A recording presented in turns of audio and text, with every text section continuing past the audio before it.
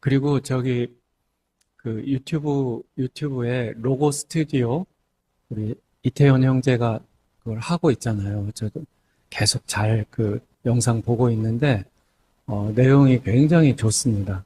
그래서 이게 지금 팔로워가 4천 몇백 명 되더라고요. 근데 이 팔로워가 10,000명 되잖아요. 10,000명 되면 10만 명 되는 게 어렵지 않아요. 일단 10,000명 모으는 게 쉽지 않거든요. 그래서 요거를 그 주변에 좀 많이 이렇게 전파해 주시면 좋겠다 싶습니다. 오늘날의 전도는 이 전도의 형태나 방식도 막 바뀌잖아요. 예전에는 노방 전도하고 아파트 전도, 뭐 축호 전도 이런 거였는데 지금은 그게 안 먹혀요. 아파트 그 들어가기도 힘들어요. 그 입주민 아니면. 그리고 막 어떻게 뭐 작전하듯이 해가지고 들어가도 욕 먹습니다. 거기. 그 막 벨 누르고 저도 집에 있으면 누가 벨 누르면 짜증 나는데 오죽하겠어요. 그러니까 지금은 이미 방법이 이게 안 돼요. 낯선 사람이 말 거는 것도 되게 무서워하죠. 요즘에 하도 이상하잖아요. 그 북한산에 자기 남편 보는 데서 부인이 실종된 거 얘기 들으셨어요? 그 실종됐어요. 그게 말이 실종이지 납치된 건데 요즘에 납치되면 무슨 이상한 막 뭐가 적출된다 그러고 이러니까 얼마나 세상이 지금 이상합니까? 그런 데서 낯선 사람이 이렇게 말 걸고 하는 거를 사람들은 일단 경계하거든요. 아이들은 신고해버립니다, 아이들은. 그렇게 교육받거든요. 그런 데서 어떻게 예전 방식으로 전도를 할까요? 지금, 가장 그 효과적이고 지금 시대에 맞는 전도는요, SNS. 이 손가락으로 하는 거야, SNS. 그래서 이제 태연 형제 같은 사람이 이제 영상을 만들면, 이거 영상 하나 만드는 것도 굉장히 그 어려운 일이에요. 그렇게 만들면, 이런 거를 이제 전파하는 것. 그게 전도예요, 그게. 그게 똑같이 전도입니다. 그래서 그걸 위해서 기도하고, 또 전도하고. 그래서 이게 지금, 컨텐츠가 상당히 좋고, 이 마지막 때 정말 필요한 메시지가 다 들어져 있고, 제 설교보다 재밌는 것 같아요. 이게. 그래서, 그리고 이렇게 길지가 않으니까, 제 설교는 길잖아요. 지금, 쇼츠 시대거든요. 그거 아세요? 유튜브도 한물 간 것 같아요.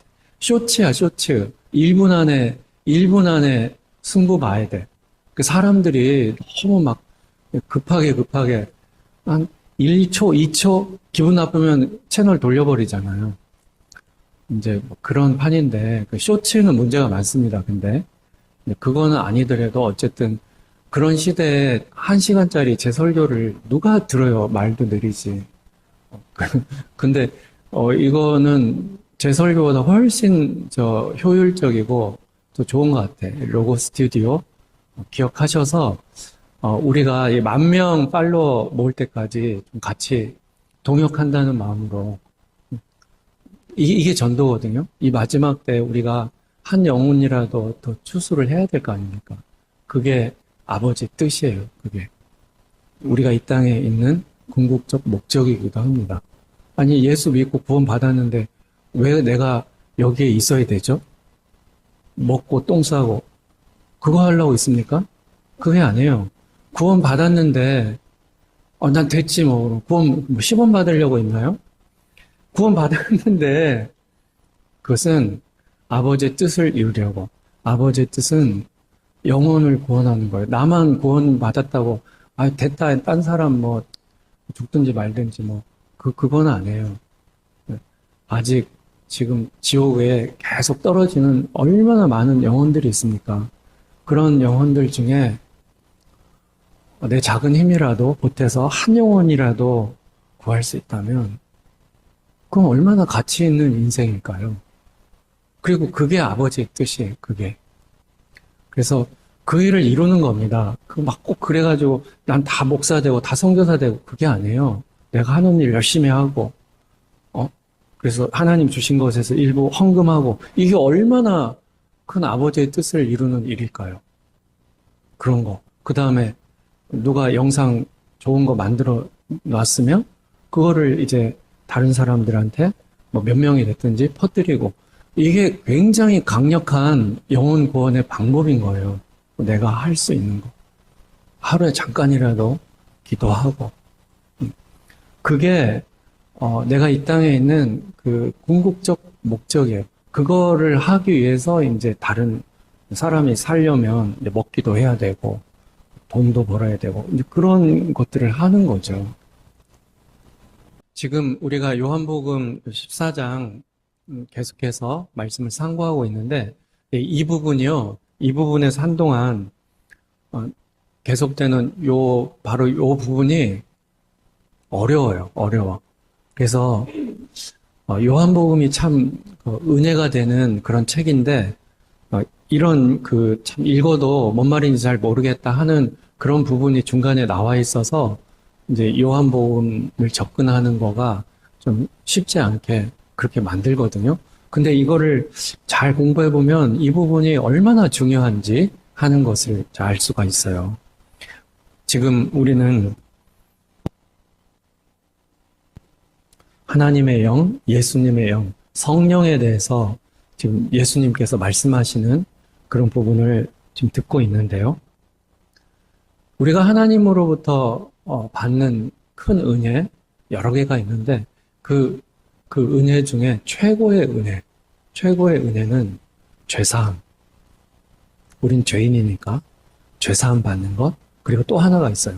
그것은 성령을 선물로 받는 거예요. 죄사함과 성령. 네, 한번 찾아볼게요. 사도행전 2장 189페이지 보겠습니다. 사도행전 2장 38절.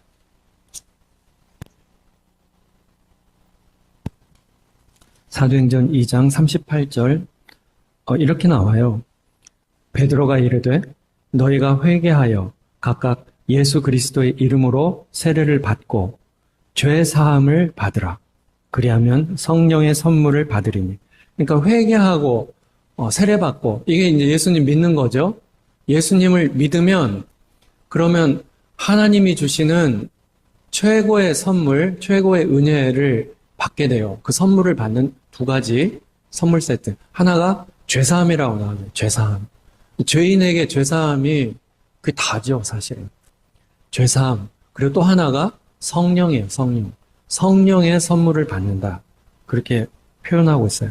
그래서 성령을 받는 것, 이게 얼마나 우리 믿는 자에게 중요한 일인지. 믿는 자가 누리는 은혜가 있어요. 믿는 자가 누리는 축복.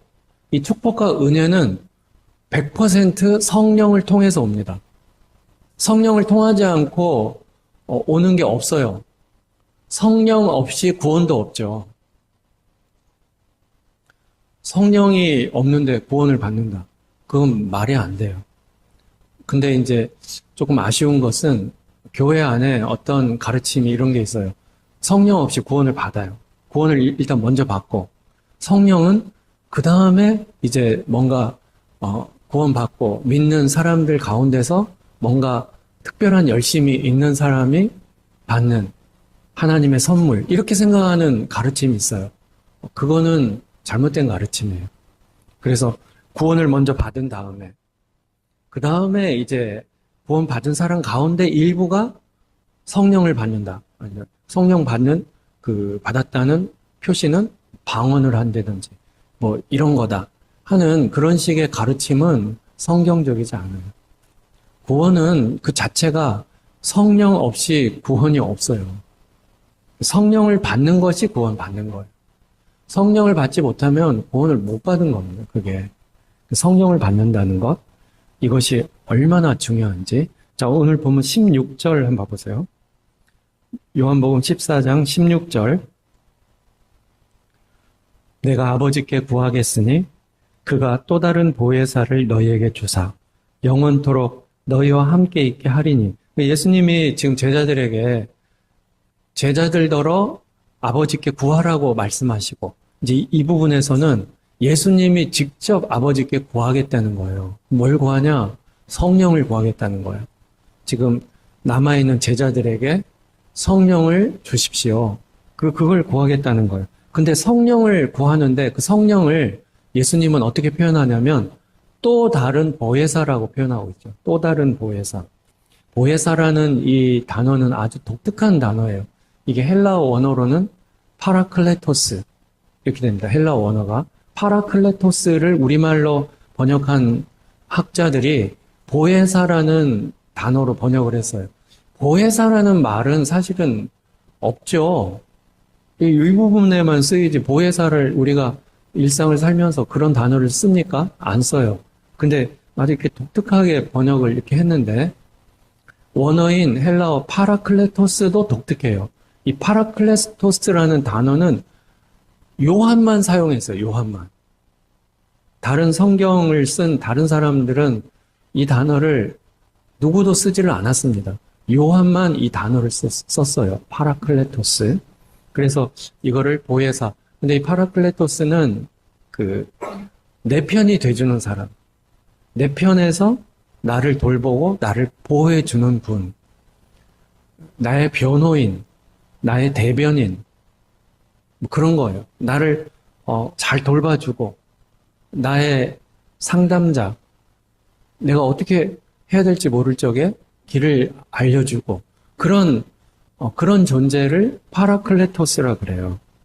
근데 오늘 보세요. 또 다른 보혜사를 구했잖아요. 지금 예수님이. 그러면 이 말은 원래 보혜사가 있다 소리죠. 또 다른 보혜사. 이 뜻이 뭐예요? 다른 보혜사가 있다는 거는 원래 보혜사가 있다는 거예요. 원래 보혜사 말고 다른 보혜사를 구한 겁니다. 그러면 원래 보혜사는 누굴까요? 그게 요한 1서에 나옵니다. 요한 1서 2장 가보시죠. 387페이지 요한 1서 2장 1절. 나의 자녀들아 내가 이것을 너희에게 쓰면 너희로 죄를 범하지 않게 하려 함이라. 만일 누가 죄를 범하여도 아버지 앞에서 우리에게 대언자가 있으니 곧 의로우신 예수 그리스도시라. 여기에 우리에게 대언자가 있으니 우리가 죄를 범했을 때 죄를 범해도 대언자가 있다. 우리를 대신해서 변명해 줄 분이 있다. 변호인이 있다. 변호인. 근데 여기 대언자라고 번역을 했는데요. 이 대언자의 이 헬라어 원어는 파라클레토스예요.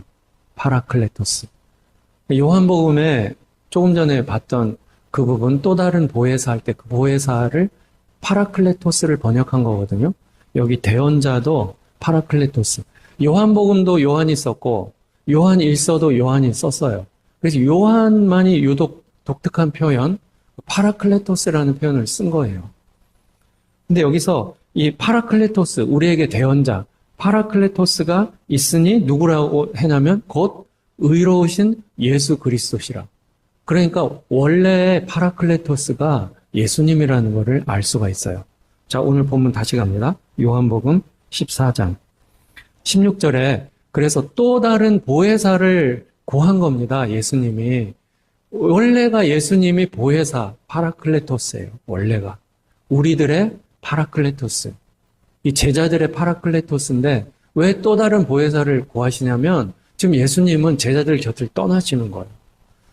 제자들 곁을 떠나시기 직전에 아버지께 또 다른 파라클레토스, 예수님처럼 제자들을 돌보고 제자들을 가르치고 또 제자들 편에서 제자들을 보호하고 변호해 줄 그 파라클레토스, 그 역할을 예수님이 이제까지 다 하셨잖아요. 예수님이 보호자셨거든요.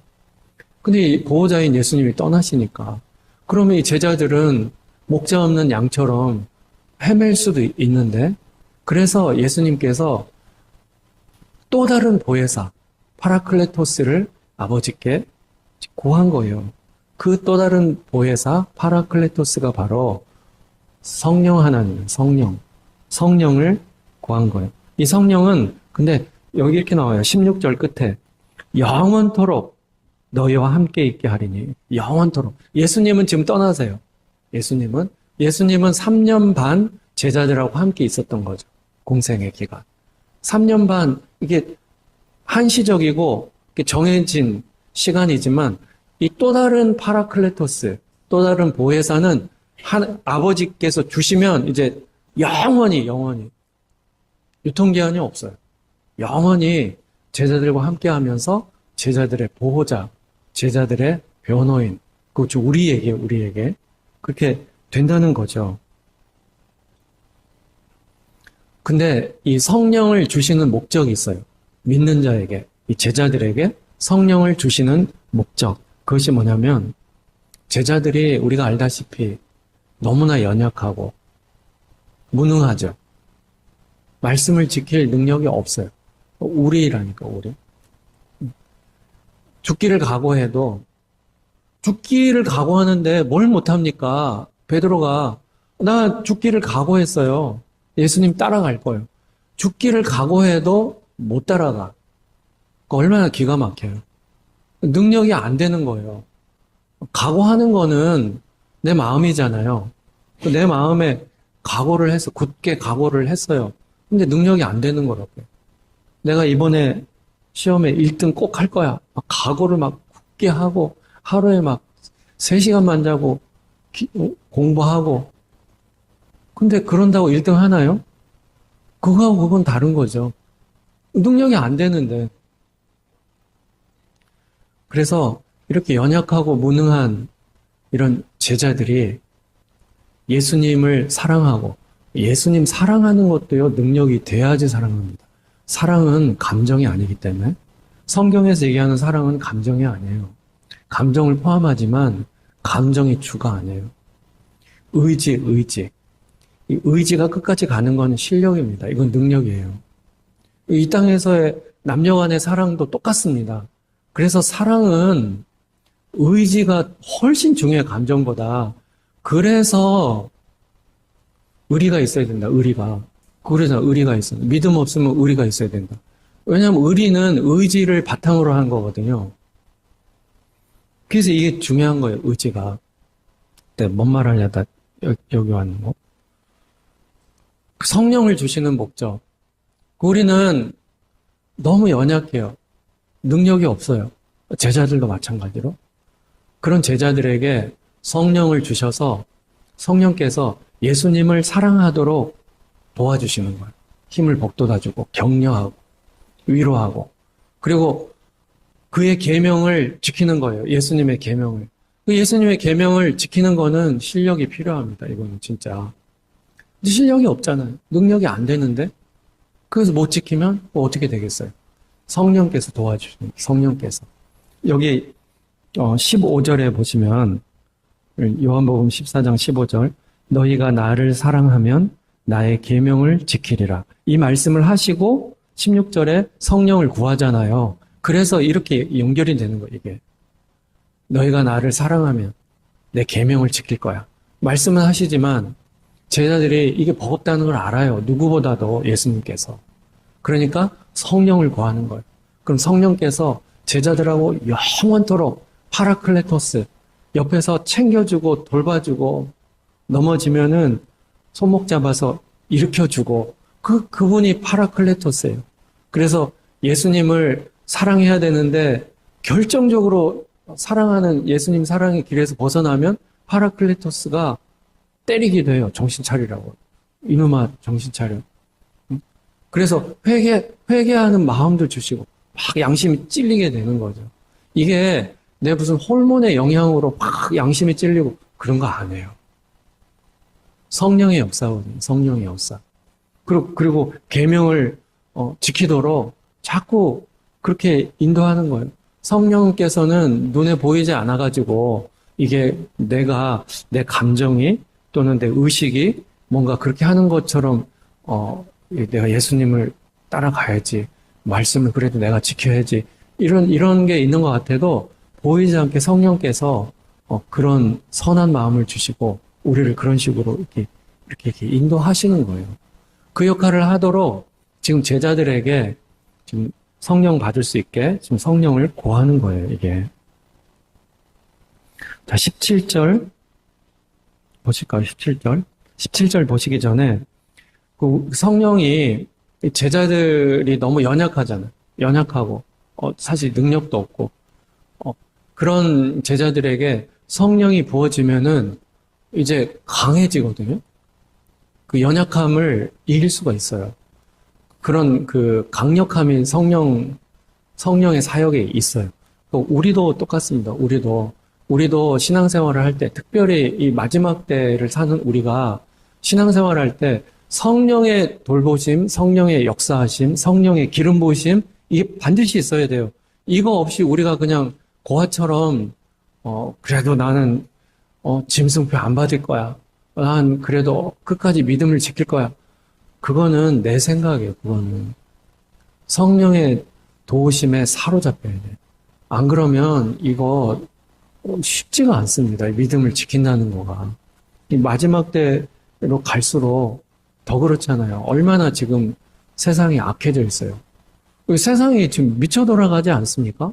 뭐 좀 이상하지 않아요? 자, 저기 한번 찾아볼게요. 로마서 8장 한번 봐보세요. 로마서 8장. 성령께서 우리를 어떻게 도와주시나? 249페이지. 로마서 8장 26절. 로마서 8장 26절. 이와 같이 성령도 우리의 연약함을 도우시나니. 이렇게 나오죠. 연약함을 도와주시는 분이에요. 우리의 무능력함, 우리의 연약함, 이걸 도와주시는 분이에요. 우리의 연약함을 도우시나니 우리는 마땅히 기도할 바를 알지 못하나. 우리가 어느 정도로 연약하냐면요. 마땅히 기도할 바. 그러니까 기도를 기본적으로 뭐 잘하는 막 유창하게 하고 잘하고 이것도 아니야. 그냥 마땅히 기도할 바는 반드시 이거는 알아야 되고 반드시 이 기도는 해야 되는 그것도 모른다는 거예요, 우리가. 우리는 마땅히 기도할 바를 알지 못하는 이것도 모른대요. 그러니까 ABC를 모르는 거야. 우리가 그 정도라는 거죠. 그럼 어떻게 하는가? 우리는 마땅히 기도할 바를 알지 못하나 오직 성령이 말할 수 없는 탄식으로 우리를 위하여 친히 간구하시느니라. 그러니까 성령이 우리를 위하여라고 되어 있는데요. 뭐 이것도 맞는 번역이지만 여기서 더 정확한 것은 우리를 대신하여. 내 대신 마땅히 기도해야 될 진짜 중요하고 가장 기본적인 그 기도를 내 대신 해주시는 거예요. 나는 자꾸 삑사리, 엉뚱한 기도, 복 주세요. 로또 좀 당첨되게 해주세요. 맨날 꽝이에요. 막 그런 거 기도해도요, 기도하는 게 중요해요. 안 하는 것보다 100번, 1000번 나아요. 그렇게 기도하면 성령이 기가 막힌 거죠. 답답한 거죠.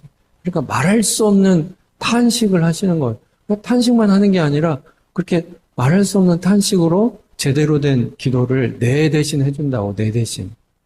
그럼 내가 기도하는 거예요, 그게. 그렇게 해주신다. 27절. 마음을 살피시는 이가 성령의 생각을 아시나니. 마음을 살피시는 이는 아버지 하나님이에요.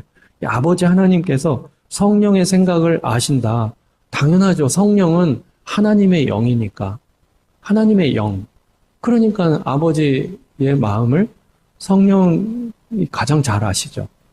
그래서 마음을 살피시는 이가 성령의 생각을 아시나니 이는 성령이 하나님의 뜻대로 성도를 위하여 간구하심이니라. 성령이 어떻게 기도하냐? 마땅히 기도할 바를 우리 성도인 우리가 잘 몰라, 이거를. ABC를 몰라. 근데 그거를 마땅히 기도할 바가 뭐냐면 아버지의 뜻이에요. 아버지의 뜻. 기도는 원래 아버지의 뜻을 구하는 겁니다. 내 뜻을 구하는 게 사실은 아니에요. 그게. 많은 경우 우리는 내 뜻을 구하죠. 그거라도 해야 돼. 어쨌든 내 뜻이라도 기도하는 게 안 하는 것보다 100번 나아요. 내 뜻을 구하는 게. 내 뜻을 구하면 성령께서 옆에서 아버지의 뜻을 내 대신 구해주세요. 말할 수 없는 탄식으로.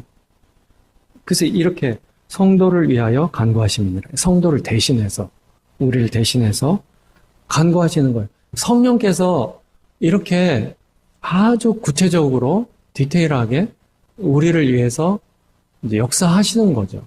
성령의 도우심을 우리가 더 간절히 보여야 되고, 자, 다시 본문 오셔서 14장 17절 보세요. 17절. 그는 진리의 영이라. 그 성령은 진리의 영이다. 세상은 능히 그를 받지 못하나니 이는 그를 보지도 못하고 알지도 못함이라. 그러나 너희는 그를 아나니 그는 너희와 함께 거하시며 또 너희 속에 계시겠습니다. 그러니까 성령은 진리의 영이에요. 성령은 우리가 성령을 받는 거는 어떤 뭐 물건 받는 거 아니에요. 성령은 인격자십니다. 인격자. 성령 하나님. 그분은 인격자예요. 그래서 인격을 가지고 우리와 사귀는 거죠. 우리와 교제하고 우리와 함께하고 그렇게 하는 거예요.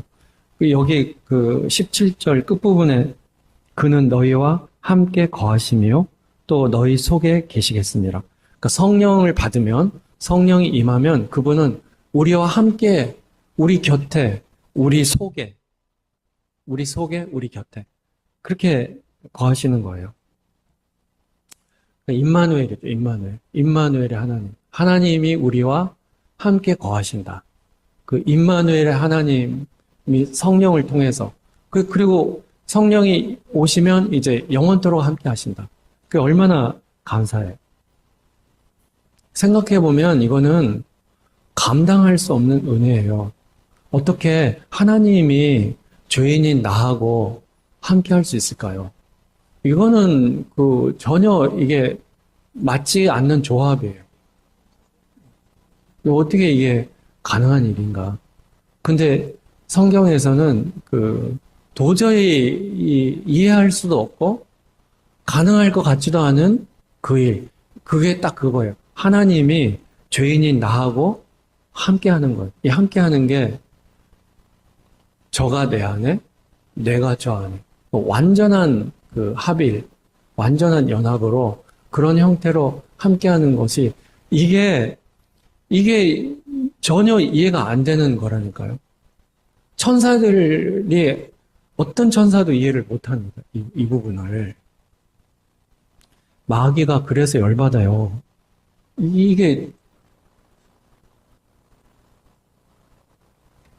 마귀는 타락하기 전에 2인자였어요. 2인자. 하나님 다음이었다고. 그 마귀도 그러니까 2인자 정도면 두 번째 권세 아니에요. 두 번째 권세자. 이 모든 피조세계의 두 번째 권세자였을 텐데 두 번째 권세자인 마귀도 저가 내 안에 내가 저 안에 이런 건 없어요. 그런 건 없다고. 근데 이거 맨날 밥이나 먹고 똥이나 싸는 우리가 세상에 하나님이 죄인인 나와 함께 한다니. 저가 내 안에, 내가 저 안에. 이게 있을 수나 있는 일일까요? 감당할 수 없는 큰 은혜. 그걸 우리에게 주시는 거예요. 이걸 성령을 통해서 주시는 거죠. 성령을 통해서. 성령께서 내 안에 계신다 하는 걸 근데 내가 어떻게 알 수 있을까요? 내가 성령을 받았다는 것을 어떻게 알 수 있냐고. 성령을 받지 않으면 그건 구원이 없습니다. 성령을 받는 것은 그렇게 중요한 거예요. 근데 내가 성령을 받았나? 배를 쫙 가르면 성령이 톡 튀어나올까요? 아니면 무슨 피검사하면 나올까요? 어떻게 알 수 있냐고, 성령을 받았는지. 그래서 어떤 사람은 방언을 하냐 안 하냐 그걸로 성령을 받았는지 안 받았는지를 알 수 있다. 그렇게 얘기하는 사람도 있어요. 그렇지가 않아요. 성경에서 뭐라고 얘기하는가? 한번 찾아볼게요. 자, 로마서 8장 다시 가죠. 로마서 8장 249페이지 14절. 로마서 8장 14절.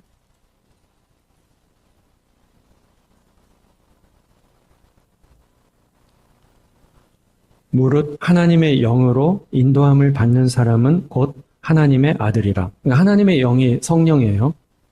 15절. 너희는 다시 무서워하는 종의 영을 받지 아니하고 양자의 영을 받았으므로 이 양자의 영이 바로 성령의 성령, 자녀의 영, 자녀의 영을 받았으므로 우리가 아빠, 아버지라고 부르짖느니라. 그러니까 여기서 우리가 이제 그 성령, 양자의 영, 자녀의 영, 성령을 받으면 그 받은 사람은 우리가 아빠, 아버지라고 부르짖는데 여기 아빠라고 돼 있는 부분은 조금 번역이 아쉽습니다. 이게 아바라고 하는 게 나아요. 그 전에 이거 개역 한글판에서는 아바라고 했거든요. 아바, 아버지. 근데 이건 지금 아빠라고 그러는데 이 아바는 아람어인데요. 아바를 아빠라고 번역하는 거는 조금 이상한 번역이에요.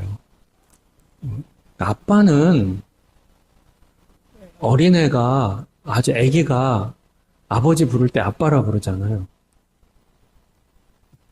그래서 요거는 조금 이상합니다. 아바라는 아람어는 그 자녀가 아버지를 부를 때 아바라고도 부르고 아람어에서 그리고 제자가 스승을 부를 때도 아바라고 부르기도 해요. 근데 선생님 할 때 뭐 아빠 이렇게 하면 얼마나 이상해. 그래서 이 아바는 요거는 그냥 아빠라고 하기보다는 그냥 아바 아버지라고 해야 돼요. 중요한 거는 뭐냐? 성령을 받으면 아바 이렇게 한다는 거예요. 아바 아버지 아바 이렇게 한다는 거죠. 이렇게 부르짖는다. 이 부르짖는 거는 그러니까 우리가 아버지 하고 부르짖는다. 그러면 꼭 기도원 생각나죠? 기도원 가면 막 이렇게 뭐 통성기도 하고 아버지 주야 막 하고 물론 이제 그렇게도 부르짖고요. 공동 번역이나 새 번역은 아바 아버지라고 부릅니다. 이렇게도 번역을 해요. 부릅니다. 꼭 안 부르짖어도 돼. 그러니까 그냥 아버지 이렇게 해도 된다고요. 근데 누가 시켜서가 아니고 자발적으로 우리가 일상에서 하나님을 생각하면서 아버지 이렇게 하는 것은요. 이거는 엄청난 특권이고요. 그게 바로 성령을 받은 강력한 증거라는 거예요. 성경에 나오죠. 보세요. 16절 그 로마서 8장 15절 읽었잖아요. 우리가 아빠, 아버지라고 부르짖느니라 하고 16절에 성령이 친히 우리 영과 더불어 우리가 하나님의 자녀인 것을 증언하시나니 이렇게 나오는데 여기 16절 시작할 때 바로 그때 이게 빠졌어요. 바로 그때는 언제냐면 우리가 아바 아버지라고 부르짖는 바로 그때. 아바 아버지라고 부르짖는 바로 그때 16절 성령이 친히 우리 영과 더불어 우리가 하나님의 자녀인 것을 증언한다. 그러니까 성령이 우리가 하나님의 자녀라는 것을 증언한다는 거예요. 언제? 바로 그때. 우리가 아바 아버지라고 부를 때. 그때 성령은 우리가 하나님의 자녀라는 것을 증언한다. 그렇게 지금 성경에 나오잖아요. 그러니까 결국 뭐냐? 내가 내 속에 성령이 거하시는가? 내가 성령을 받았는가 하는 강력한 증거? 그것은 뭔가 내가 일상에서 아버지, 하늘의 하나님을 아버지, 누가 나한테 너 하나님 널 아버지 해봐. 이렇게 이런 상황이 아니고 내가 자발적으로 아버지, 하늘의 하나님을 그렇게 하는 것은요, 내가 성령 받았다는 강력한 증거예요. 니까짓 게 뭐, 너는 계명도 별로 못 지키고, 네 멋대로 살고, 그런 거 아무 상관없어요, 성경에서. 성령을, 근데 이거 잘 들으셔야 돼. 또 그럼 개판으로 살아도 되냐? 그런 얘기는 아니에요. 좀 그 얘기가 아닙니다. 어쨌든, 지금 이 부분을 놓고 볼 적에 그 사람이 성령을 받았냐, 성령을 안 받았냐, 그거는 방언을 하냐 안 하냐 이런 차원이 아니에요. 그게 아니고 하늘 하나님을 아버지라고 부를 수 있는가? 아버지를 아버지라 부를 수 없고 아버지를 아버지라고 못 부르는 일이 얼마나 많은데요. 원래 하늘 하나님이 우리 아버지가 맞아요. 근데 이걸 모르고 있잖아요. 아버지를 아버지라고 부르지를 못해. 이거 모르니까. 근데 이걸 아는 사람은 소수예요. 안타깝게도. 그 사람들은요, 아버지를 아버지라고 불러. 하늘의 그 하나님을요, 우리가 감히 아버지 이렇게 불러요. 아바 이렇게 부른다니까요. 그러니까 이거 자체가 성령을 받은 강력한 증거라는 거죠. 그 성령을 받은 거예요. 성령을 받았어. 이게 얼마나 감사해요? 자, 다시 오늘 본문 요한복음 14장 18절. 내가 너희를 고아와 같이 버려두지 아니하고 너희에게로 오리라. 그 예수님이 그러시잖아요. 지금 예수님 떠나시는데 떠나시면 제자들은 낙동강 오리알 돼버려요. 고아처럼 돼버리는 거죠. 보호자가 없어. 파라클레토스가 보호자거든요. 원래 파라클레토스 예수님이 떠나버리는데 낙동강 오리알 돼야 되잖아요. 근데 그렇게 안 하고 내가 너희를 고아와 같이 버려두지 아니하고 너희에게로 오리라. 다시 오신다는 거예요. 실제 예수님 이제 재림하실 겁니다. 다시 오실 거예요. 근데 예수님이 2000년 전에 지금 떠나셨어요. 제자들을. 다시 오리라 했는데 아직도 안 오셨네? 그럼 그 사이에는 어떻게 되는 거예요? 그 사이. 고아처럼 내버려지는 걸까요? 그게 아니고 또 다른 보혜사를 그래서 구하는 거예요. 또 다른 보혜사, 성령께서 오셔서 우리의 파라클레토스, 보호자가 되주시는 거죠. 그러니까 고아와 같이 버려두지 않게 되는 거예요. 19절, 조금 있으면 세상은 다시 나를 보지 못할 것이로되. 왜냐하면 예수님은 이제 죽으시거든요. 너희는 나를 보리니. 예수님 죽으시지만 부활해요. 이는 내가 살아있고 너희도 살아있겠습니다. 그날에는 내가 아버지 안에, 너희가 내 안에, 내가 너희 안에 있는 것을 너희가 알리라. 그래, 이게 놀라운 비밀. 이 그날, 이게 계시록 맨 끝에 그날이 나오죠. 이거 완전한 연합, 이게 이제 완전한 구원의 모습이죠. 21절. 나의 계명을 지키는 자라야 나를 사랑하는 자니, 나를 사랑하는 자는 내 아버지께 사랑을 받을 것이요. 나도 그를 사랑하여 그에게 나를 나타내리라. 나의 계명을 지키는 자라야 나를 사랑하는 자다. 나를 사랑하는 자는 나의 계명을 지킨다. 앞에는 그랬잖아요. 이거 뒤집어서 얘기한 거예요. 이 정도로 요한은 계명을 지키는 것을 굉장히 중시하는 사람이에요. 그 요한이 그러냐? 그게 아니고 성경이 그래요. 성경이. 그래서 계명을 지키는 것. 계명은 예수님의 말씀이잖아요. 말씀 따라 사는 것. 이게 아주 중요한데 문제는 우리가 실력이 없다. 그래서 성령의 도우심이 필요한 거예요. 성령의 도우심. 그 우리가 살면서 아버지 도와주세요. 아버지 도와주세요. 그렇게 하면서 사는 거예요. 그게 기도거든요. 그게 계속 느헤미야처럼 계속 하나님 도와주세요. 아버지 도와주세요. 그러면 성령이 도와주세요. 놀라운 아이디어도 주시고 여러 가지 상황들을 또 순적하게도 하고 그렇게 사는 거죠.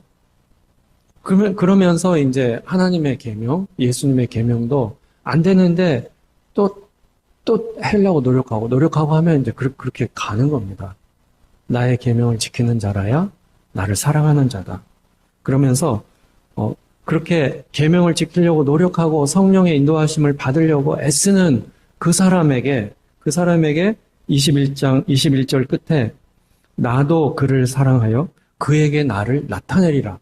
그런 사람에게 계명을 지키려고 또 성령의 인도함을 받으려고 노력하는 그 사람에게 예수님은 그에게 나를 나타낼 거다. 예수님을 나타낸다는 것은 예수님이 어떠한 분인지를 알린다는 거예요. 이 계시죠, 계시. 이 계시가 열리는 것은 사실은 사람마다 다릅니다. 어떤 사람한테는 계시가 활짝 열린 그런 사람이 있어요. 그래서 그 계시가 열려서 어떤 사람은 지금 마지막 때라는 걸 인식을 해. 어떤 사람은 계시가 덜 열렸네? 그럼 인식을 덜 해요. 어떤 사람은 아예 막혀버렸어요. 계시가 막혀버렸어. 그래서 때를 분별을 못해. 지금 이게 주사가 뭔지, 이게 좀 지금 암호화폐 보세요. 완전히 지금 이제 암호화폐 세상으로 딱 시작되기 초읽기 들어가고 있잖아요. 그런 게 뭔지, 지금 트럼프가 왜 저러고 있는지, 이런 게 하나도 안 보이는, 하나도. 근데 어떤 사람한테는 이런 게 다 보이거든요. 이게, 그건 시사적인 거고, 정치적인 거고, 경제적인 거지. 그렇지가 않아요. 이게 뭉뚱그려져서 이게 계시입니다, 계시. 왜냐하면 성경에서 그 말씀한 것들이 지금 우리가 사는 이 시대에 계속 지금 성취되고 있는 거거든요. 네. 그래서 이 계시가 열리는 것, 이게 바로 그에게 나를 나타내리라. 이렇게 되는 거예요. 어떤 사람에게 예수님은 당신을 이렇게 다 오픈해요. 완전히 나타내는 거죠. 그러면서 22절, 가룟인 아닌 유다가 이르되, 가룟인 아닌 유다는 가룟 유다 있잖아요. 그러니까 가룟 유다 말고 딴 유다, 다데오, 다른 데선 다데오라 그래. 다데오가 이르되, 주여 어찌하여 자기를 우리에게는 나타내시고 세상에는 아니하려 하시나이까. 이 다데오가, 아니 예수님, 우리한테는 예수님을 다 나타내셨잖아요. 지금 제자들한테요, 예수님이 어느 정도로 나타내냐면 여호와 하나님이라는 거를 아예 그냥 다 공개를 해버렸어요. 제자들한테는. 우리한테는 이렇게 이 비밀스러운 것까지도 다 나타내시는데 반해서 왜 세상에는 전혀 감춰버리세요? 저 바리새인들은 평생 성경을 연구한 박사학위도 몇 개나 있는 사람들도 예수님을 몰라요. 아니 그런 사람들이 좀 하나님을 알아야 될 거 아니에요. 자기네들은 안다고 생각하지. 몰라, 하나도 몰라. 그렇게 하면서 예수님 죽여버리잖아요. 그 세상에는 왜 안 나타냅니까? 그 사람들한테 이렇게 우리처럼 우리한테 하듯이 지금 다 나타내 주세요, 예수님. 그러면은 다 예수님을 메시아로 믿고 다 구원 받을 거 아니에요. 지금 그 얘기하는 겁니다, 지금.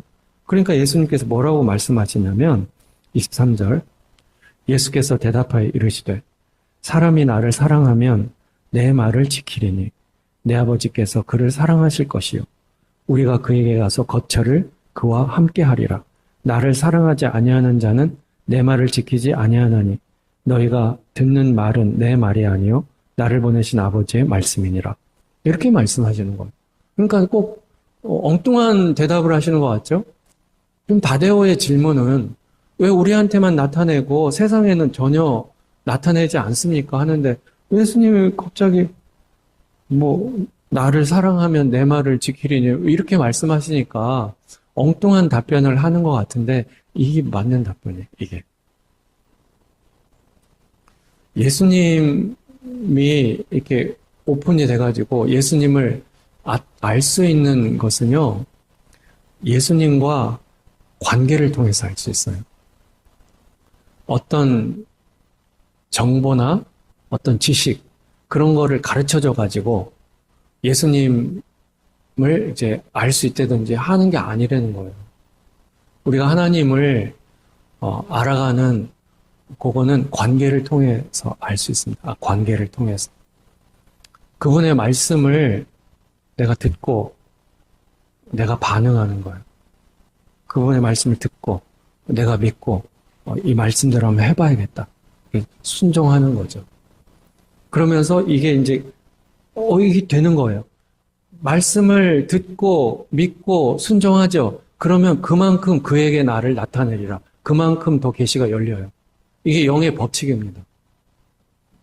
어떤 지식이나 정보, 이렇게 된대 하는데 내가 안 믿네? 안 믿고 그러면 순종도 안 하죠, 당연히. 그런 사람들한테는 안 열려요. 지금 그 얘기를 하는 거예요.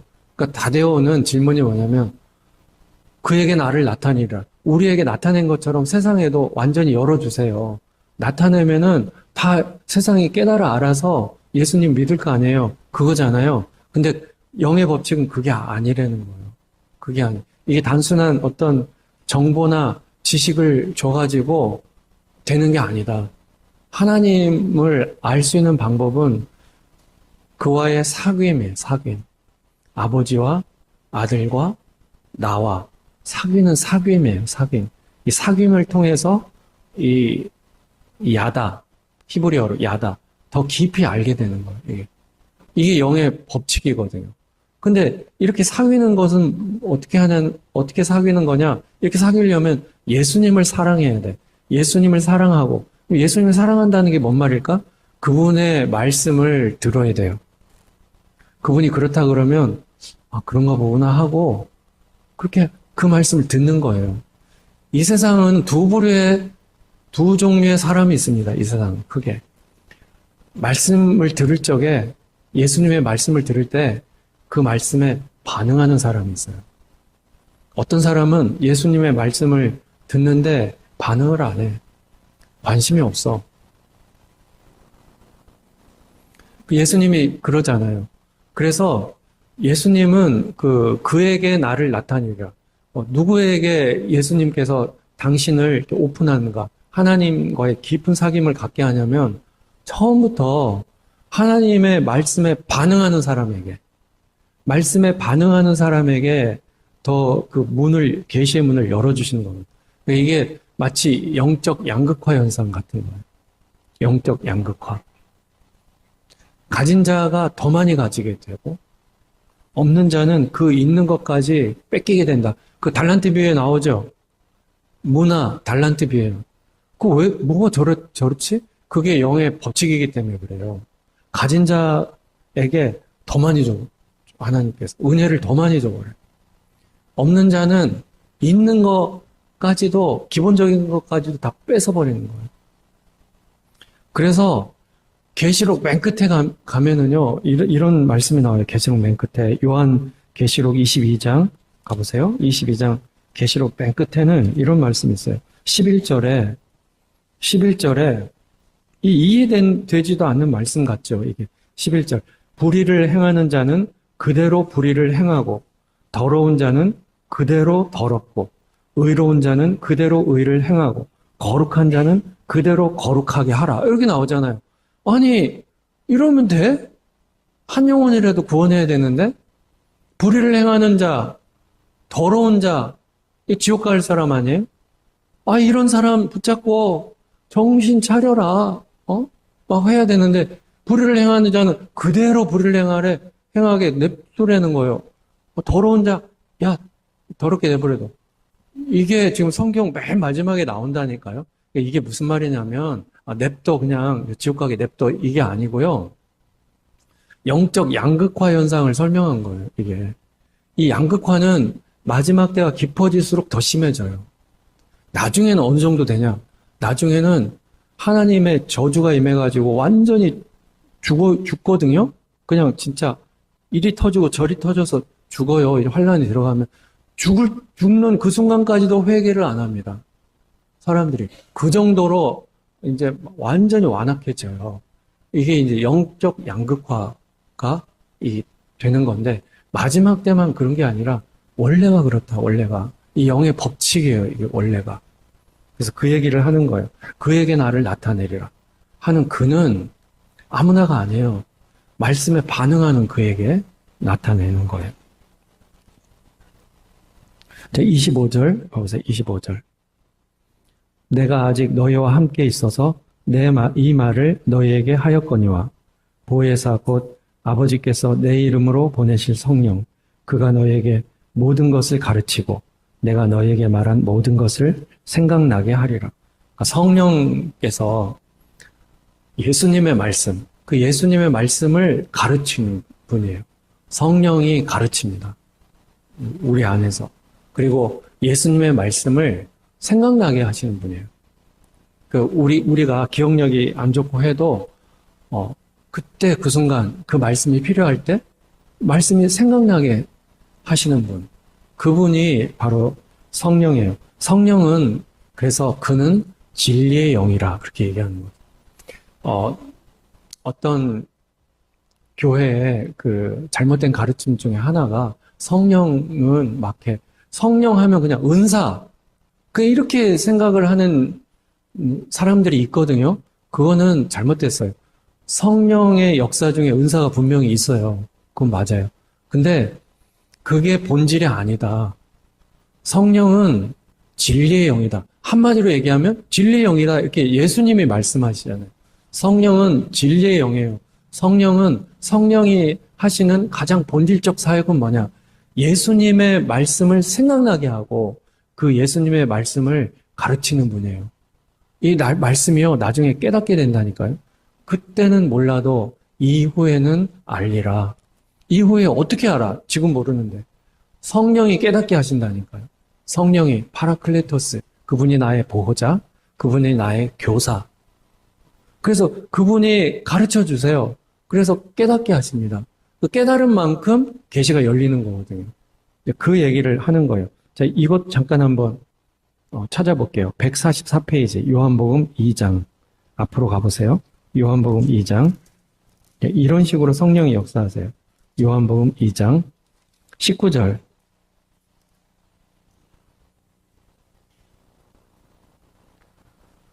예수께서 대답하여 이르시되 너희가 이 성전을 헐라 내가 사흘 동안에 일으키리라.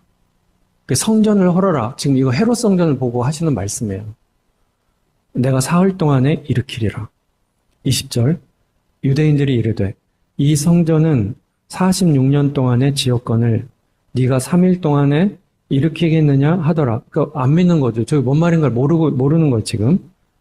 21절. 그러나 예수는 성전된 자기 육체를 가리켜 말씀하신 것이라.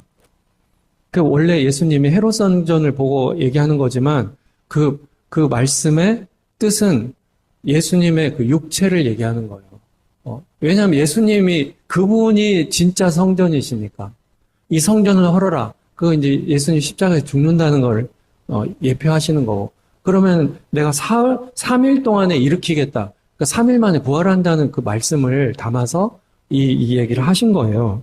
근데 이 얘기를 그 주변에 있던 유대인들이 어떻게 알아듣겠어요? 아무도 못 알아들어. 제자들도 못 알아들었어요, 이때. 제자들도 못 알아들은 거예요. 나중에 알게 됩니다. 나중에 제자들이. 22절. 죽은 자 가운데서 살아나신 후에야 제자들이 이 말씀하신 것을 기억하고 성경과 예수께서 하신 말씀을 믿었더라. 나중에 제자들이 예수님이 하셨던 너희가 이 성전을 헐어라. 내가 3일 만에 일으키겠다 하신 말씀을 나중에 예수님의 말씀이 어느 날 불현듯 생각이 나는 거예요. 말씀이 생각나고 그 말씀의 뜻이 깨닫게 되는 거죠. 아, 그게 그 헤롯 성전을 얘기한 게 아니었고 예수님의 몸을 얘기하신 거구나. 예수님이 진짜 성전이시지 하는 거를 깨달은 거예요. 그럼 제자들이 갑자기 머리가 좋아져서 깨닫게 되냐? 그게 아니고 성령의 역사라는 거예요, 이게. 이런 식으로 성령께서는 일을 하신다. 제자들에게도 그렇게 일하시고 우리에게도 똑같이 일하세요. 성령께서.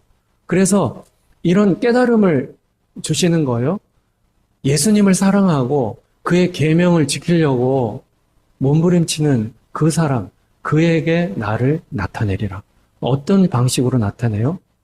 그에게 나를 나타내리라 하니까 어떤 사람은 기적이 일어나고 그에게 나를 예수님이 탁 나타나니까 하나님이 나타나야 되니까 막 천사들이 쫙 도열하고 그래서 하나님이 막 신비한 중에 막 역사하시고 하다못해 막 무슨 기적이라도 일어나고 근데 그것도 계시죠. 그것도 그에게 예수님을 보여주는 방식 중에 하나인데 그런 식의 어떤 신비적인 신비 체험을 통한 그런 방식은 물론 이건 잘못된 건 아니에요. 하나님도 그렇게 역사하십니다. 근데 이거는 극히 드물어요. 그에게 나를 나타내리라. 요게 기본적인 뜻은 말씀을 깨닫게 하는 거예요. 성령께서 하시는 사역은 말씀 사역이에요. 말씀. 진리 말씀. 그는 진리의 영이라. 진리이신 성령께서 예수님의 말씀을 생각나게 한다니까요. 근데 또 이럴 수 있어요. 나 성경 일독도 안 해봤는데 일독도 안 한 사람이 막 말씀이 갑자기 툭툭 그런 일은 없습니다. 그런 일은 없어요. 예수님을 사랑하고 그의 계명을 지키는 자. 지키려면 그의 계명을 읽어야지 일단. 지키려면 그의 계명을 읽어야 될 거 아닙니까? 읽어야 지키든지 말든지 하지. 그렇지 않아요? 그의 계명을 읽어야죠. 읽어서 그의 계명이 무슨 뜻인지를 다 이해해야지. 이해하고 그 다음 나서 지킬까 말까를 결정해야지. 아무것도 모르는데 그냥 지켜요? 그건 말이 안 되고. 그래서 그렇게 그의 계명을 이미 다 읽은 사람들은 성령의 역사에서요. 그 말씀이 생각나게 하고 이 말씀이 깨닫게 된다니까요. 아하 포인트가 와. 그 말씀이었구나. 이게 이제 저 같은 목사를 통해서 선포되는 메시지를 통해서 아하 포인트가 올 수도 있고 아니면 내가 말씀을 묵상하는 가운데 성령의 역사에서 아하 포인트가 올 수 있다니까요. 그게 성령의 역사예요, 그게. 그러니까 그런 식으로 해서 그에게 나를 나타내리라. 이게 성령의 사역이라고요. 가장 강력한 사역이에요. 왜 나는 성령이 임했다 그러는데 어떤 사람은 막 무슨 기적이 일어나고 왁 하면 막 사람들도 쓰러지기도 하고 막 별별 일이 다 일어난다는데 왜 나는 그 맹숭맹숭이지? 성령님 어디 계세요? 뭐 성령이 내 속에 있다 그러는데 막 속을 뒤집을 수도 없고 어디 계세요? 그렇게 사직이 안 해요. 그분은 영이시잖아요. 그분은 말씀이시라고요. 원래 말씀이 영이에요. 이 얘기는 제가 나중에 할게요. 영 하면 막, 이게 뭐냐 싶죠? 그 말씀이 영이라고. 그 말씀 안에, 우리가 상상할 수 없는 어마어마하고 강력한 에너지가 들어있습니다. 그 에너지의 시작, 에너지의 근원, 그게 뭐냐? 그게 말씀이에요. 말씀. 그래서 우리가 하는 언어에도 그게 똑같이 적용됩니다. 이게. 이 비밀을 양자역학이 풀어내잖아요. 양자물리학이. 근데 지금 이 양자물리학을 엘리트들이 또 요상하게 자기네들 편에서 이걸 또 악용하고 있습니다. 여기 나중에 미혹되면 안 돼요. 원래 진짜 양자물리학, 양자역학은 성경이 진리라는 거를 증명하는 그런 학문인데 이거를 이 사람들이 근데 지금 이게 얘기할 건 아니고 자 27절 오늘 본문 다시 요한복음 14장 27절 같이 읽겠습니다. 시작. 평안을 너희에게 끼치노니 곧 나의 평안을 너희에게 주노라. 내가 너희에게 주는 것은 세상이 주는 것과 같지 아니하니라. 너희는 마음에 근심하지도 말고 두려워하지도 말라. 너희는 마음에 근심하지도 말고 두려워하지도 말라.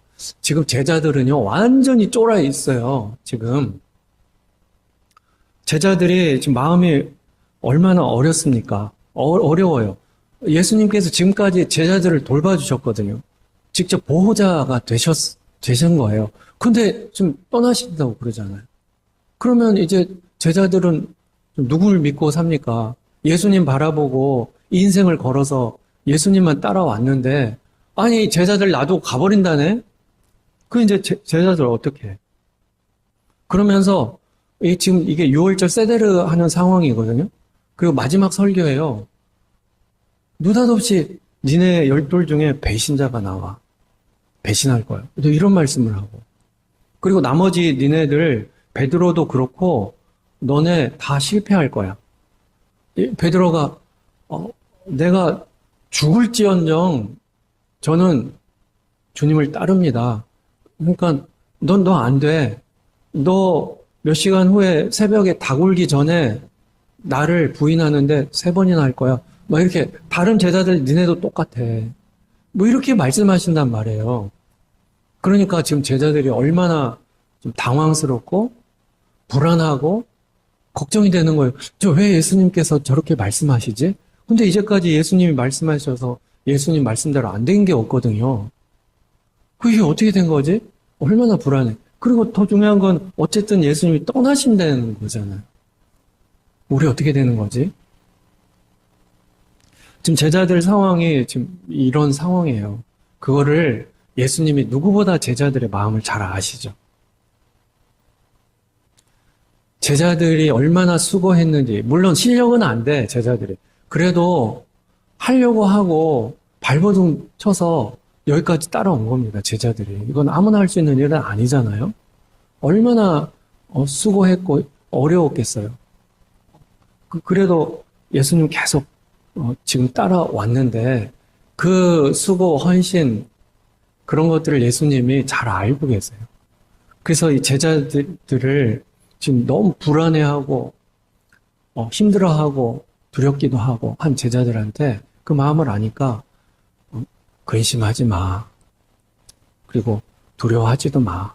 이 앞부분 지금 14장 시작할 때도 이렇게 시작해요. 너희는 마음에 근심하지 말라. 그래서 얘기하는 거예요. 하나님을 믿지 그리고 나도 믿어.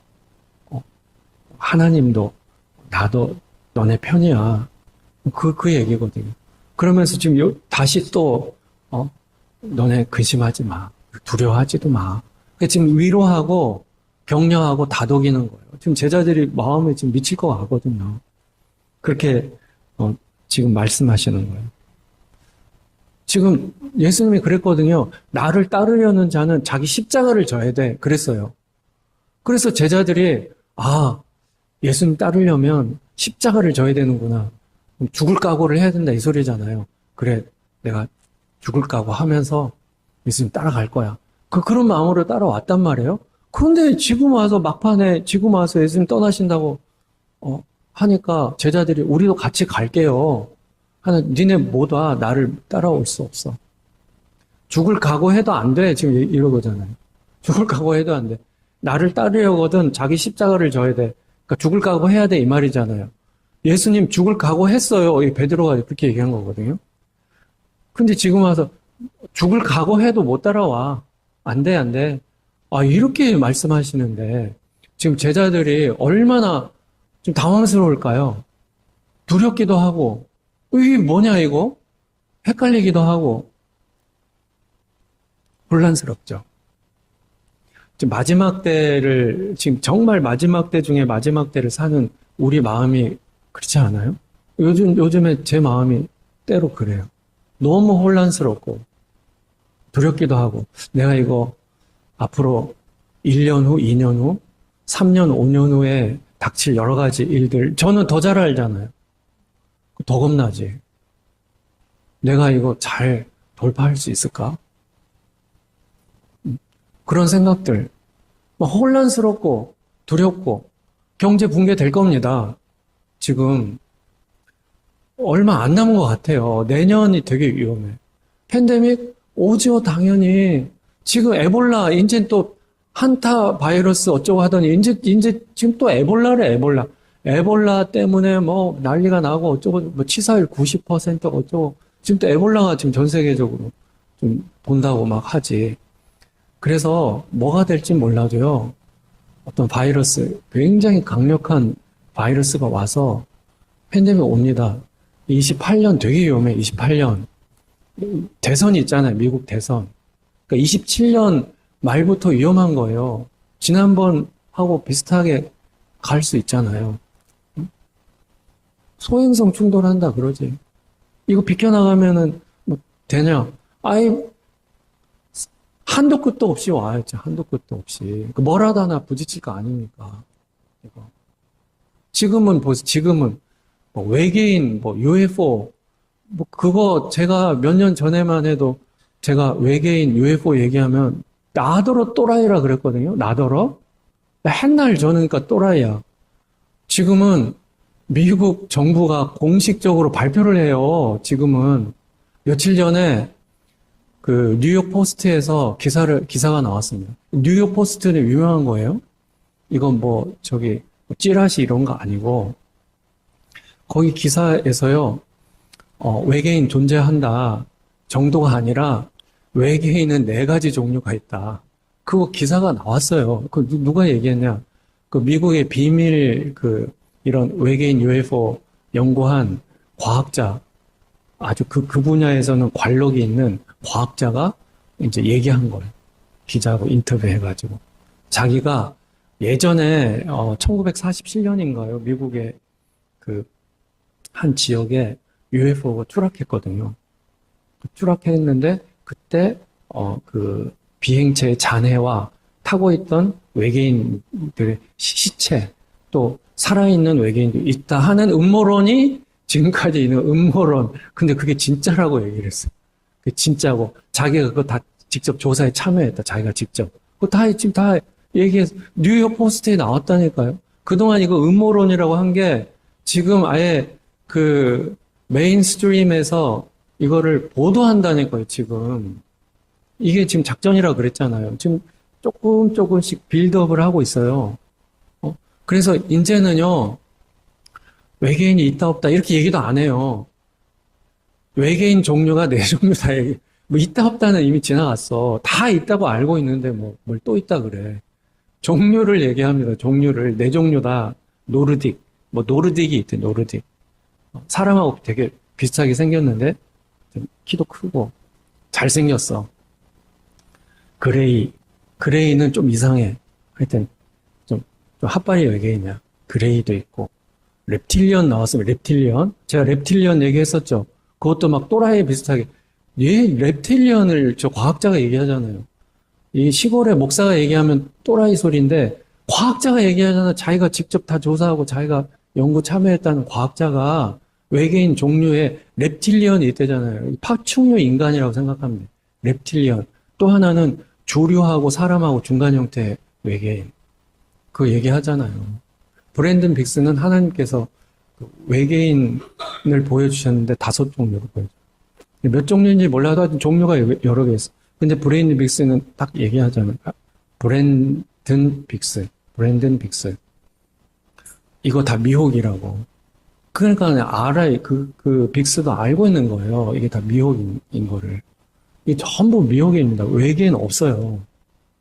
근데 어쨌든 지금 세상은 그런 식으로 지금 외계인 프로젝트, 뭐 UFO, 뭐 이런 거 지금 하나하나 지금 이제 이 정도가 아니고 앞으로 정말 해괴망측한 일들이 막 나올 겁니다. 그러면 저거를 믿겠어? 다 믿을 거려? 믿게 만듭니다, 이거를. 반중력 장치, 막 이런 것도 나왔어요, 지금. 이게 뭐냐? 반중력 장치라는 게 쉽게 말하면 비행기에서 공수부대원이 점프하잖아요, 낙하산 타고. 그래도 착지하죠. 그거 다 필요 없다. 왜냐하면 중력에 반하는 장치가 나왔기 때문에 과학이 발달해가지고 이 장치는 어디서 이 기술이 나왔냐? 외계인한테 배웠다. 외계인한테. 하여튼 좋은 거 스마트폰 그거 사실 외계인 기술이야. 이제 그거 어디까지 이 사람들이 할지는 모르겠어요. 이제 그 사람들의 작전을 보고 제가 이제 거기에 맞춰서 메시지를 할 건데 하여튼 그렇게 갑니다. 그렇게 해서, 이 반중력 장치를 사용하면은 낙하산이 필요 없고, 왜냐면 쭉 내려오다가 착지하기 전에 중력에 반하는 장치를 사용하면 이제 팍 안 떨어지는 거예요. 중력, 뭐, 있잖아요. 중력 가속도 9.8 m/s 자승. 아직도 기억해. 그거 다 필요 없다. 가속도 안 붙게. 적용이 안 되게. 그냥 사뿐히 들여밟게. 그거 반중력 장치 사용하면 된다는 거예요, 이게. 근데 이거 말고도, 뭐, 별의별 외계 기술을, 그걸 전수받은, 이 기술 얘기가 지금 계속 나오고 있어요. 미국에서. 아직은 좀 음모론 비슷하게 나오는데, 예전만큼의 음모론이 아니에요. 지금 알 사람 알아라 하고 좀 막 오픈하고 있어요. 이게 이제, 나중에는 그 공식 채널에서, 미국 그 정부의 공식 채널에서 이제 인정할 겁니다. 하나하나. 그러면 이제 다 믿게 돼요. 왜냐면 저기 증인들 나오고, 뭐, 학자들 나와서 그 전부 다, 이게 과학이다. 요즘에 그 과학이요, 4차원 기술, SF 영화 같은 거 있죠? SF 영화가 다 실현된다. 제가 어디까지 들었냐면, 시간 여행이 가능하다. 환장하죠? 근데 지금 제가 이렇게 얘기하니까 미쳤네 싶죠? 나중에 이거, 미국 정부가 어디까지 발표할지 모르겠는데, 이거 발표할 수도 있습니다. 시공간을 넘나들어서, 스타게이트, 그 영화 아시죠? 영화. 스타게이트 이런 거. 그래서 시간이 이렇게 해서 이렇게 흘러가죠. 이거를 구부릴 수 있다. 그럼 시간을 구부려 보세요. 시간이 여기서 여기로 이렇게 흘러가는데 시간을 구부리네, 공간도 구부리네, 구부릴 수 있대. 구부리면 이렇게 가는데 시간이 걸리는데 구부려 보세요. 시간이 별로 안 걸리잖아. 포털이 있다. 포털. 제가 포털 얘기도 했었죠. 포털은 성경에 나옵니다. 그러니까 이 사람들이 지금 진짜 얘기도 하고 그 다음에 그냥 가짜 얘기도 섞어서 막 비빔밥을 만들기 때문에요. 분별이 무지 힘들어요. 포털은 성경에 나옵니다. 근데 이게 다 영적인 현상들이거든요. 하늘에 열린 문. 이게 포털이라고 했잖아요. 포털. 그 포털 연구를 써니 한다 그랬죠? 선, 그 강입자 연구소. 저기 프랑스, 스위스 그쪽에 있고, 이게 지금 중국에도 있다는 말이 있어요.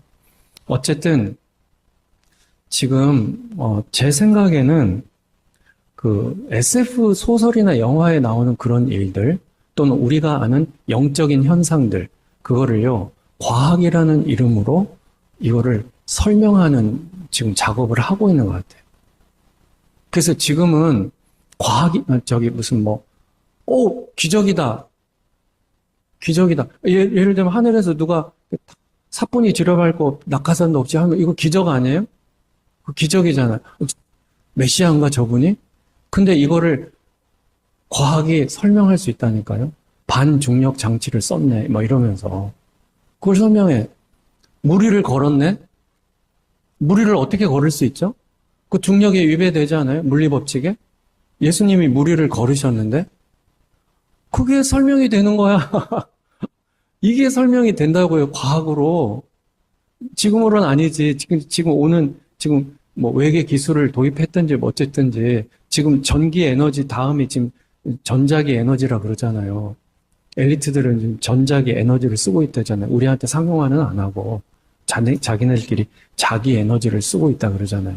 이거 완전 무공해입니다, 이거는. 그래서 이런저런 거를 하면은 우리가 알고 있는 기적, 성경에 나오는 여러 가지 기적들 있잖아요. 이거를 다 과학으로 설명이 가능하다고, 이게. 예수님이 구름을 타고 오시리라. 하늘에서부터 오실 거예요. 그분 예수님이시잖아요. 그런데 외계인도 그렇게 올 건데? 그렇게 되죠. 무리를 걸어. 사람은 안 되지. 근데 반중력 장치 하면 가능하지? 뭐, 무리를 못 걷냐? 걸을 수 있지. 반중력인데. 그리고 그 반중력 장치는 누구한테 배웠나? 외계인한테. 착한 외계인. 외계인이, 나쁜 놈 외계인이 있고요. 착한 외계인이 있어. 착한 외계인한테 딜을 해가지고 배웠다는 거예요. 소설 같죠? 이거 이제 오픈할 겁니다, 이거. 그래서 이게 이런 식으로 되면은 성경에 특별히 예수님께서 이 땅에 3년 반 공생의 기간에 했던 여러 가지 기적들, 기사, 이거를요, 다 과학적으로 설명하게 될 거예요. 과학적으로 다 설명이 돼. 그리고 결국에는 그런 예수님이 했던 그거는 외계 기술이 다 가능하게 한다. 이게 무슨 말일까요, 결론은? 예수님이 외계인이네? 비행 접시나 그 외계인 그 그림이요, 고래적 고대 동굴 벽화에 있어요. 바티칸 케케묵은 고대 도서 문헌 있죠? 언제적 그 집필해 놓은지도 모르는 고대 도서 문헌에 외계인하고 UFO 기록이 있어요. 그러니까 이런 거 다 공개시키면 어떻게 안 믿어? 고고학자들이 나와서 진짜라고 할 건데. 전부 미혹입니다. 제 말을 믿으세요. 저는 이거 이미 공부 다 끝냈어요. 다 미혹이에요. 근데 안 믿겠지. 뭐 시골 목사 말을 누가 믿겠어. 과학자들, 그 전문가들 말 믿겠지. 근데 그러면 다 뱀이 토한 물에 다 쓸려가게 됩니다. 지금 내가 그 얘기 하는 거 아닌데.